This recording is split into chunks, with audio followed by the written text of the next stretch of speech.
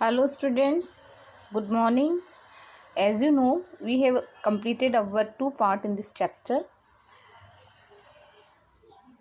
So, I am going to complete our remaining part of this chapter.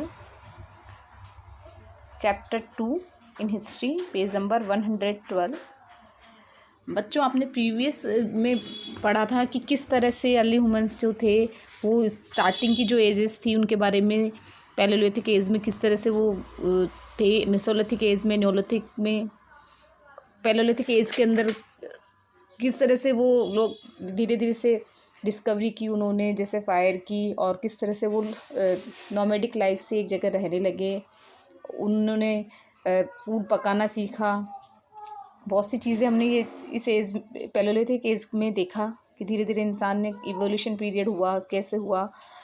अब हम discuss करेंगे major पैलेयोलिथिक sites के बारे में। Sites are those places where archaeologist discover tool, implements and other artefacts of historical importance. These artifacts enable us to understand different aspects of life our ancient predecessors had led. Historical sites have been found on the Earth's surface, under the earth, and even underwater. In some occasions, a number of such site associates with the Paleolithic age have been discovered across the Indian subcontinent. Most of these sites are located near large water bodies such as rivers, lakes, and springs.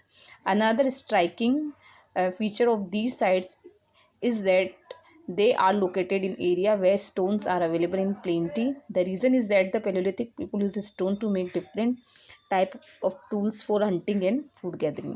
देखिए, major पैलेयोलिथिक sites जो है बहुत सी जगह पे मिली है। जो हमारे पूर्वज थे उनके कई आर्टिफैक्ट्स जो थे वो मिले हैं, जैसे कि कुछ ओशियंस में भी, कुछ धरती पे भी, कुछ धरती के ज़मीन के अंदर भी, कुछ ऐसे साइट्स जहाँ पे बहुत ज़्यादा जो स्टोन्स अवेलेबल थे वहाँ पे भी। क्योंकि आपको ध्यान है पैलेयोलिथिक एज के अंदर सबसे ज़्यादा स्टोन यूज़ में आता था, क्योंकि हंटिंग और फूड गैदरिंग के लिए जो टूल्स वगैरह बनते थे वो स्टोन से ही बनते थे। Place where stone tools have been found are known as a factory sites. As palaeolithic people led a nomadic life, it can be presumed then they might not have stayed there for long. However, there are some sites where they might have lived for a longer period. This is evidence from the type of artifacts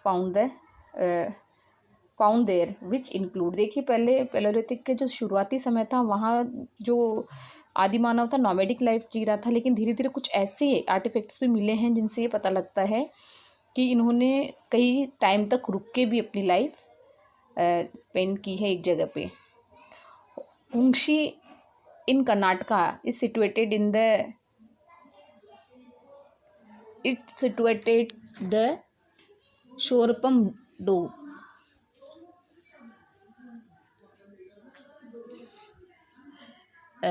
The land between the river Krishna and its tributary Bhim. A number of Paleolithic sites have been discovered here. Archaeologists have found a large number of tools used by Paleolithic people.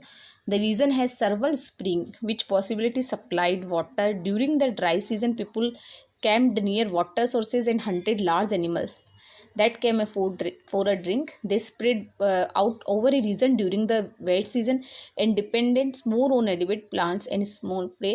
The artifacts found in Hongshi are mostly tools made of limestone. अब देखिए, हंगशी एक ऐसी जगह है जो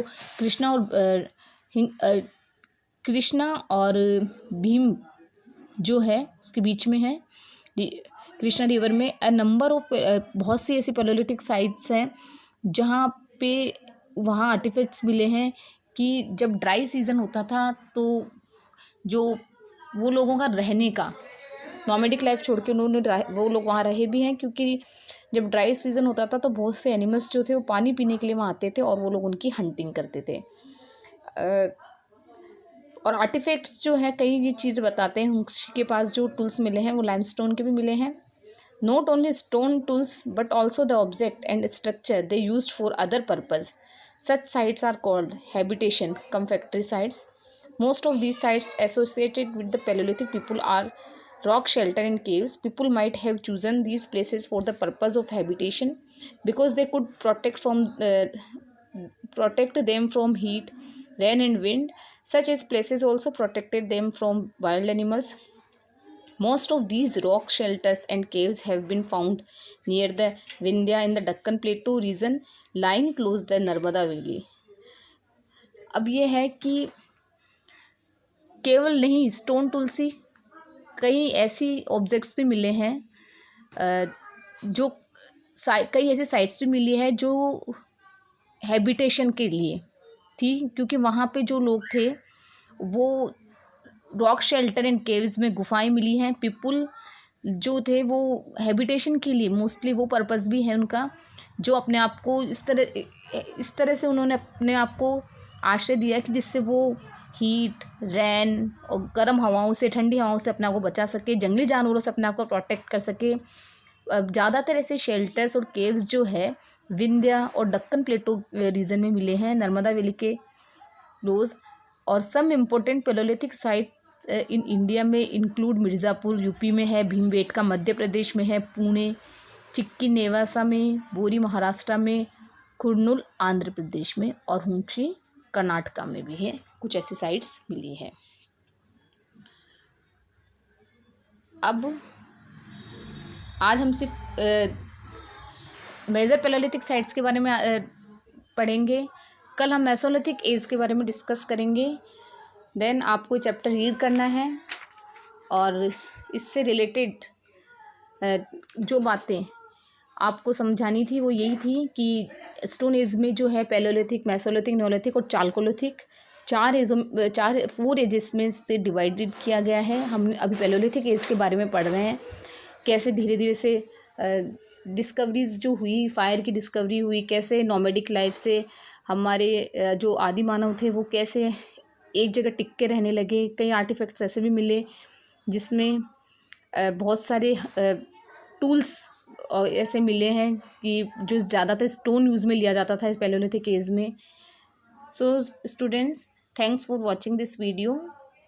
good bye.